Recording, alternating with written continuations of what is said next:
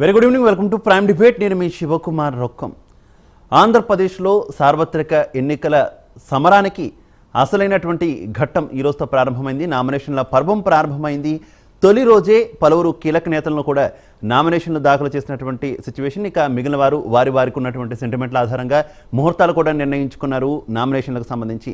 అయితే కొన్ని పార్టీలకు సంబంధించి అభ్యర్థులు మార్పు ఉండవచ్చు అనేటటువంటి వార్తలు కూడా వస్తున్నాయి. కొన్ని పార్టీలు ఇంకా బీఫారాలు కూడా అందించినటువంటి సిచ్యువేషన్. వారిలో అయితే కొంత టెన్షన్ కూడా కనిపిస్తుంది. ఓవరాల్గా చూసుకుంటే ఆంధ్రప్రదేశ్ రాష్ట్ర రాజకీయం అయితే మంచి రంజు మీద ఉందనే చెప్పుకోవచ్చు. ఎవరి వ్యూహాలు వారు పన్నుతున్నటువంటి పరిస్థితి. మరోవైపు ప్రజలను ఏ రకంగా ప్రలోభ పెట్టాలనేటటువంటి పనిలో కూడా రాజకీయ పార్టీలు నిమగ్నమైనటువంటి పరిస్థితి. ఈసీ ఏ రకమైనటువంటి చర్యలు తీసుకుంటుంది అనేది కూడా చూడాలి. ఎందుకంటే ఇటు విపక్ష పార్టీలకు చెందినటువంటి నేతలంతా కూడా అధికార పార్టీకి నాయకులు కొమ్ము కాస్తున్నారంటూ ఆరోపిస్తున్నటువంటి సిచ్యువేషన్ కూడా మనం చూస్తున్నాం. అసలు ఆంధ్రప్రదేశ్ రాష్ట్ర రాజకీయం ఏ రకంగా ఉంది, రాజకీయ పార్టీలు ఏముంటున్నాయి, ఏ అంశాలతో ప్రజల్లోకి వెళ్తున్నారు, తదితర అంశాలకు సంబంధించి ఇవాల్టి ప్రైమ్ డిబేట్లో మనం చర్చించబోతున్నాం. నాతో పాటు ప్రైమ్ డిబేట్లో పాల్పంచుకుంటున్నారు మోహన్ రెడ్డి గారు, వైసీపీ సీనియర్ నాయకులు, అలాగే రామ్ కుమార్ గారు, భారతీయ జనతా పార్టీ నాయకులు. మరికాసేపట్లో జాయిన్ అవుతారు విజయ్ కిరణ్ గారు, తెలుగుదేశం పార్టీ నాయకులు, కీర్తన గారు, జనసేన అధికార ప్రతినిధి. ఇద్దరికీ నమస్కారం. ముందుగా మోహన్ రెడ్డి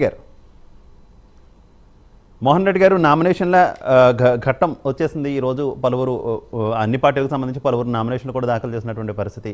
ఏమనిపిస్తుంది, ఎలా ఉండబోతుంది, అంటే ప్రజా తీర్పు ఏ రకంగా ఉంటుందని అనుకుంటున్నారు? ప్రజా తీర్పేనండి. ఆబ్వియస్లీ మీకు అనుకూలంగా మీరు చెప్తారనుకోండి. 100% వైఎస్ఆర్ కాంగ్రెస్ పార్టీ అధికారంలోకి వస్తుంది, అత్యధిక మెజార్టీ సీట్లతో వస్తుంది అనేది విశ్వాసం పూర్తిగా మాకుంది. ఆ విశ్వాసం మాకుంది కాబట్టి మమ్మల్ని ఎటు తిరిగి ఎదుర్కోవాలంటే వాళ్ళతో కష్టం అనే ఆలోచన వాళ్ళకు ఉంది కాబట్టి వాళ్ళు మూడు పార్టీలను కలుపుకొని ముందుకు రావడమే కాకుండా కాంగ్రెస్ పార్టీని కూడా అరాకొరా ఎక్కడన్నా వాళ్ళకి అవకాశం ఉన్న చోట్ల కొన్ని చోట్ల తగ్గించుకునే కార్యక్రమం, కొన్ని చోట్ల పెంచుకునే కార్యక్రమం చేసే కార్యక్రమం చేయడంతో పాటు ఉన్న సీట్లను కూడా గతంలో పార్టీకి పనిచేసినటువంటి వ్యక్తులను పక్కన పెట్టి పార్టీకి యాక్టివ్ గా ఉన్నటువంటి వాళ్ళను 5 సంవత్సరాలు, 10 సంవత్సరాలు, 30 సంవత్సరాలు ఇట్లా పనిచేసిన వాళ్ళందరినీ పక్కన పెట్టేసి ఇప్పటికిప్పుడు బాగా 100 కోట్లు ఖర్చు పెట్టగలిగే వాళ్ళని తీసుకొచ్చి పార్టీలలో వాళ్ళు ముందు పెట్టి నడిపించాలనే ఆలోచన ఉన్నారు. వాళ్ళు దాదాపు ఒక్కొక్క ఓటుకు 5,000 చొప్పున ఇవ్వాలనే ఆలోచన ఉండడమే కాకుండా ఇప్పుడు కుల సంఘాలకు సంబంధించినటువంటి మీటింగులు పెట్టి ఆ మీటింగులకు జన సమీకరణ చేసి ఆ జన సమీకరణకు బిర్యానీలు, వాళ్ళ కూళ్ళు ప్లస్ వీళ్ళ ఖర్చులకు తాగడానికి అన్నిటికీ ఏర్పాటు చేసి కార్యక్రమం చేస్తున్నారు. అదే ఉదాహరణకు నేను అనంతపురం జిల్లాలో నేను ప్రాక్టికల్ గా చూస్తున్నది కళ్యాణదుర్గానికి సంబంధించినటువంటి సురేంద్రబాబు అనే క్యాండిడేట్. ఆయన తెలుగుదేశం పార్టీకి క్యాండిడేట్ వచ్చేసి కాంట్రాక్టర్, ప్రముఖ కాంట్రాక్టర్. విపక్షాలకి మోహన్ రెడ్డి గారు మీరేం ఇస్తున్నారు? ఓటుకి మీరేమేమి ఇస్తున్నారు తాయిలాలు? మేము ఆల్రెడీ జనానికి మేళ్లు చేసినాం. ప్రభుత్వం తరఫున జగన్మోహన్ రెడ్డి గారు బ్రహ్మాండంగా చేసినారు కాబట్టి, సంక్షేమ కార్యక్రమాలు ప్రతి ఒక్కరికి అందించినారు కాబట్టి, సంక్షేమ కార్యక్రమాలు అందినాయి కాబట్టి ప్రజలు పూర్తి స్థాయిలో జగన్మోహన్ రెడ్డి గారి నాయకత్వం మీద నమ్మకం ఉంది కాబట్టి మేము బయటపడుతున్న చీరల స్టాకు, ఇంత ముందు బయటపడిన చీరల స్టాక్ కావచ్చు, మొన్న జగన్మోహన్ రెడ్డి గారి మీద రాయిదాడి కట్టిన తర్వాత కూడా డబ్బులు ఇవ్వలేదు కాబట్టి మేము రాయితో కొట్టామనేటటువంటి వార్తలు బయటకు రావడం ఇదంతా చూసాం కదా. ఎవరో మాట్లాడే మాటలు మాట్లాడితే శివ గారు మీకు కూడా కొంచెం ఆలోచన విధానం, మనం వాళ్ళు ఏదో మాట్లాడినారని మనం మాట్లాడితే బాగున్నారు కదా. జగన్మోహన్ రెడ్డి గారు ఎవరికన్నా పిలిచి డబ్బులు ఇస్తారా మీరు చెప్పండి? ఎవరన్నా లేబర్ ను పిలిచి మీటింగ్లు పిలిచినారు అనుకోండి, ఎవరు కదండి, కింద గ్రౌండ్ లెవెల్ లో ఉంటారు, దానికంటూ ఉంటారు కదా. ఒక్కటి సార్ కొంచెం కనీస అవగాహనతో మాట్లాడితే వాళ్ళు మాట్లాడే వాళ్ళకి కూడా చూసే వాళ్ళకి కూడా బాగుంటుంది. ఇప్పుడు నేను నా నియోజకవర్గం కళ్యాణదుర్గం, అనంతపురం జిల్లా, నేను అక్కడ సీఎం గారిని పిలిపిస్తున్నా. సీఎం గారిని పిలిపించినప్పుడు నేను వేలాది మందిని జనాలను కలిపినప్పుడు ఒకవేళ నేను డబ్బులు ఇస్తానని చెప్పి పిలిపించినాను అనుకోండి, నేను డబ్బులు ఇస్తానని పిలిచినప్పుడు నేను డబ్బులు ఇచ్చేటప్పుడు నేను వాళ్ళకు డబ్బులు, ఆ మీటింగ్ జరుగుతుంది, మీటింగ్ జరగదలికే డబ్బులు ఇరు, ఒకవేళ ఇచ్చే ముందే ఇచ్చింటారు లేదా ఇచ్చే అయిపోయినాక ఇస్తారు.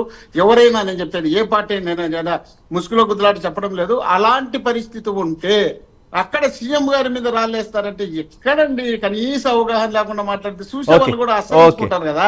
ఇప్పుడు వాళ్ళు చేసినటువంటి తప్పులు బయటపడతాయనే ఉద్దేశంలో భాగంగా వాళ్ళు ఇష్టం వచ్చినట్టు వాళ్ళు ముందు జాగ్రత్తగా మా మీద కేసు వస్తుంది, బోండా మా మీద కేసు పెడుతున్నారు వాళ్ళు గుమ్మడికాయలు దొంగంటే భుజాలు దొంగకుంటున్నారు వాళ్ళకి ఏదో చేసినారు కాబట్టి వాళ్ళకి ఆ భయం ఉంది. జగన్మోహన్ రెడ్డి గారు ఏం ఓకే చెప్పారు? ఓకే మోహన్ రెడ్డి గారు, ఓకే ఓకే ఓకే మీరెంత కొట్టిపడేసినా మీరు in the sense YSR Congress party అని కాదు, రాజకీయ పార్టీల నేతలు పబ్లిక్ గా ఎంత కొట్టిపడేసినా వెనకాల జరిగే తంతు ప్రజలను ఆకర్షించడం కోసం ఇచ్చేటటువంటి తాయిలాలు అందరికీ బహిరంగంగా వస్తున్నాయి.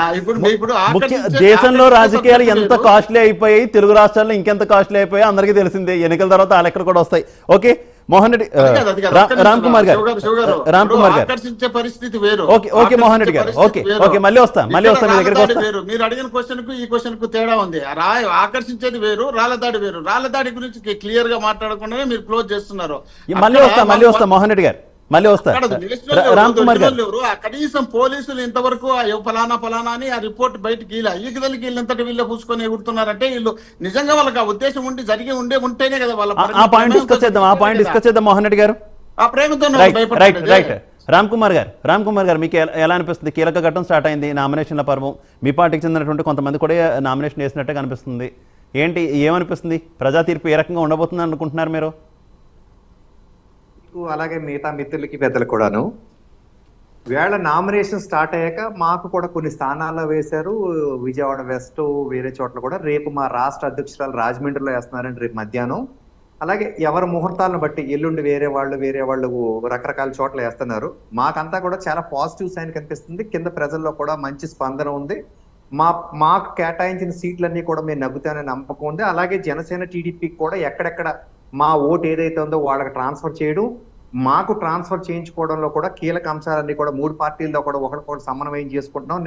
మొన్న 3 పార్టీలు అసెంబ్లీ నేతలతో మీటింగ్ అయింది. నిన్న మళ్ళీ ఆ మీటింగ్ లో అంశాలు మాకు తీసుకొచ్చారు మా పార్టీ నేతలు. నిన్న ఇదే టైంకి జూమ్ కాల్ జరిగింది. అందులో ముఖ్యాంశాలు ఏంటి, మేము వాళ్ళతో కోఆర్డినేషన్ ఎలా ఉండాలి, ఒకరికొకరికి ఎలా కోఆపరేషన్ చేసుకోవాలంటే అంశాలన్నీ కూడా ఉన్నాయి. చక్కగా జరుగుతుంది. ఖచ్చితంగా కూడా మంచి వాతావరణం కనిపిస్తుందండి. ఈ టైం అంతా కూడా ఈ యాక్చువల్ గా ఫస్ట్ ఫేజ్ లో జరిగిపోయే కన్నా ఇప్పుడు ఎక్స్టెండెడ్ టైం ఇవ్వడం వల్ల మాకు సమన్వయం, మా పొత్తు పార్టీలకి ఏంటంటే ఒకరికొకరు సమన్వయం చేసుకోవడం, గుర్తులు ట్రాన్స్ఫర్ చేసుకోవడానికి మంచి యాంపుల్ టైం దొరికింది. ఇదంతా కూడా బాగా యూటిలైజ్ చేసుకుంటున్నాం. అయితే మన వైసీపీ నేత మోహన్ రెడ్డి గారు అంటారు ఏంటో మీ కాంగ్రెస్ కూడా అక్కడ ఎక్కడ కలుపుకుంటారు. మరి అది ఏంటో నాకు అర్థం అవ్వలేదు. మరి ఆయన అన్నమాట మరి ఆమె మమ్మల్ని పక్క నుంచి అటాక్ చేస్తుంది, ఆ అన్నయ్యను కూడా అటాక్ చేస్తుంది. మరి ఆవిడ సపరేట్ ట్రాక్ లో ఆవిడ వెళ్తుంది, కానీ మాకు వాళ్ళకి ఏ విధమైన సంబంధం లేదు. ఇంకోటి ఏంటంటే నాకు అది కూడా చూశారండి. ఇప్పుడు ఆయన చెప్పింది 100% వాస్తవం. వైసీపీ లిస్ట్ అన్ని కింద నుంచి పైకి చూస్తుంటే అసలు చొక్కా కూడా కొనుక్కోలేని పేద క్యాండిడేట్లు ఉన్నారు అక్కడ.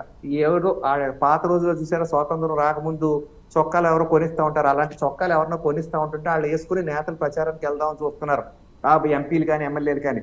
మేము బాగా మరి మా దాంట్లో చూస్తేనేమో అద్భుతంగా రోజు ఏది 5,000 ఖర్చు పెట్టే ప్రతి ఓటుకి 5,000 కనుక నేను కొనే స్థాయి ఉంటే పోయి ఇక్కడే అటువంటి రాజకీయాల కనుక చేస్తే ఏపీలో కూడా ఎప్పుడో వచ్చేసేవాళ్ళండి. ప్రజా సమస్యలు ప్రజల కోసం పోరాటం చేసి ముందుకెళ్లాలని అటువంటి భావ సారూప్యత ఉన్న జనసేన అధినేత పవన్ కళ్యాణ్ గారితో వెళ్తున్నాం కాబట్టి మేము ఇంకా కొంత వెనకబడి ఉన్నాం. అంతంత డబ్బులు లేవు కాబట్టి. రాజకీయాల్లో డబ్బేనంటే డబ్బు కూడా కావాలి, కానీ పట్టుపడుతుందండి మెల్లగా. డబ్బు కాదు, ప్రశ్నించేవాడికి, ప్రజల కోసం ప్రశ్నించేవాడికి ఈ రాజ్యం కట్టబట్టాలని ప్రజలు కూడా మారుతున్నారు. వెరీ సూన్ ఈ డబ్బులు ఇచ్చేవాళ్ళందరినీ కూడా మెల్లగా కట్ చేస్తారు. నెక్స్ట్ ఎలక్షన్స్ కి హోప్ఫుల్లీ ఈ డబ్బులన్నీ ప్రమేయం లేకుండా పూర్తిగా మంచి అభ్యర్థి పైన మంచి నాయకుడు ఈ 2 కాంబినేషన్ ఉన్న వాళ్ళు ఎన్నుకున్నారని కూడా మనం ఆశిద్దాం. శివ గారు, రామ్ కుమార్ గారు, గ్రౌండ్ లెవెల్లో ఎట్లాగా 3 పార్టీల క్యాడర్ కూడా కలిసిందా? ఎందుకంటే క్యాడర్ కలవడం చాలా ఇంపార్టెంట్. నాయకులు కలిస్తే సరిపోదు, క్యాడర్ కలవాలి. క్యాడర్ కలిస్తేనే ఓటర్ల దాకా వారు ఆ విషయాన్ని తీసుకెళ్లగలరు, మీ గుర్తును తీసుకెళ్లగలరు, ఏ స్థానంలో ఎవరు పోటీ చేస్తున్నారో తీసుకెళ్లగలరు.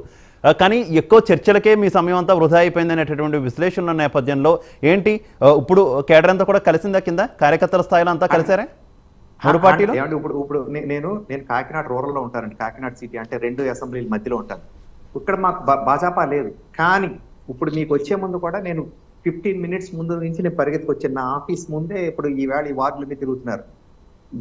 ప్రతి ఒక్కరు కూడా ఇక్కడ గ్లాసు గుర్తు అని పెద్ద గుర్తులు చేసి, గ్లాసు గుర్తు ఇక్కడ ఉంది, పార్లమెంట్ క్యాండిడేట్ కూడా గ్లాసు గుర్తు అని క్లియర్ కట్ గా గుర్తుల మీద పైన పవన్ కళ్యాణ్, చంద్రబాబు నాయుడు గారు, పైన సెంట్రల్ గవర్నమెంట్ మోడీ గారు, ఈ 3 పేర్లు వాడుతూ ఇక్కడ గుర్తుల మీదే వెళ్తున్నాం. ఇవన్నీ అంటే మీకు అంటే ఇది నాకు 4వ ఎలక్షన్ ప్రత్యక్షంగా 2 సార్లు గతంలో పోటీ చేశాను ఇక్కడ అసెంబ్లీలో, ఇది పొత్తులో రెండోసారి పోయింది, అది వేరే విషయం. అయినా సరే ఎక్కడ డిప్రెషన్ లోన్ కాకుండా గ్రౌండ్ లెవెల్లో రియల్ గా పనిచేస్తాను. అంటే సమన్వయం చేసే పొత్తుల్లో పనిచేసిన ఎక్స్పీరియన్స్ ఉందండి నాకు.